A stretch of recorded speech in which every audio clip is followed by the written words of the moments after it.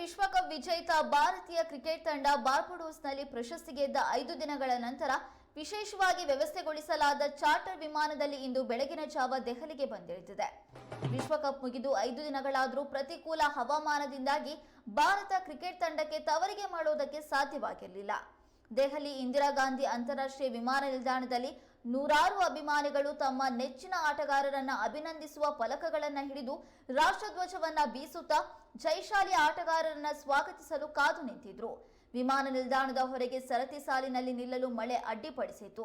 ಕ್ರಿಕೆಟಿಗ ರೋಹಿತ್ ಶರ್ಮಾ ನೇತೃತ್ವದ ತಂಡ ತನ್ನ 2ನೇ ಟಿ20 ವಿಶ್ವ ಪ್ರಶಸ್ತಿಯನ್ನ ದೇಶಕ್ಕೆ ಗೆದ್ದುಕೊಂಡಿದೆ. ಈ ಮೂಲಕ ಐಸಿಸಿ ಟ್ರೋಫಿಗಾಗಿ 11 ವರ್ಷಗಳ ಕಾಯುವಿಕೆ ಕಳೆದ ಶನಿವಾರ ಅಂತ್ಯವಾಗಿತ್ತು. ಏರ್ ಇಂಡಿಯಾ ವಿಶೇಷ ಚಾರ್ಟರ್ ಫ್ಲೈಟ್ ಬಾರ್ಬಡೋಸ್ನ ಬ್ರಿಡ್ಜ್ ಟೌನ್ನಿಂದ ಟೇಕ್ ಆಫ್ ಆಗಿ ಈ ದಿನ ಬೆಳಗಿನ ಜಾವ ನವದೆಹಲಿಯಲ್ಲಿ ಲ್ಯಾಂಡ್ ಆಗಿದೆ. ಆಟಗಾರರು ಕುಟುಂಬ ಸಮೇತರಾಗಿ ವಿಮಾನದಲ್ಲಿ ಆಗಮಿಸಿದ್ರು.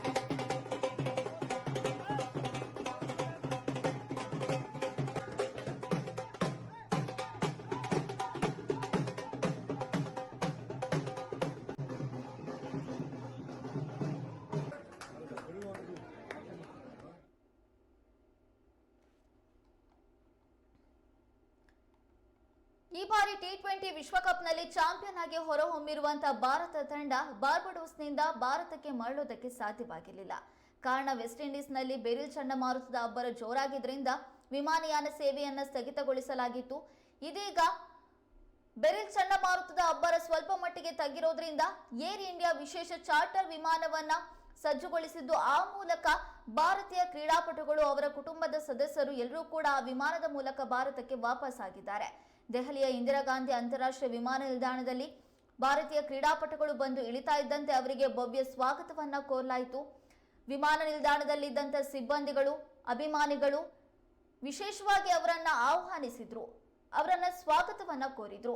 ಇನ್ನು ನಾಯಕ ರೋಹಿತ್ ಶರ್ಮಾ ಸೇರಿದಂತೆ ಅನೇಕ ಭಾರತೀಯ ಕ್ರೀಡಾಪಟುಗಳು ಕೂಡ ಅಲ್ಲಿ ನೆರೆದಿದ್ದಂತಹ ಸ್ವಾಗತವನ್ನ ಆನಂದಿಸಿದ್ರು. ರೋಹಿತ್ ಶರ್ಮಾ ಅಂತೂ 2 ಹೆಜ್ಜೆಯನ್ನ ಹಾಕುವ ಮೂಲಕ ಟಿ20 ವಿಶ್ವಕಪ್ನ ಸಂತೋಷವನ್ನ ಹಂಚಿಕೊಂಡಿದ್ದಾರೆ.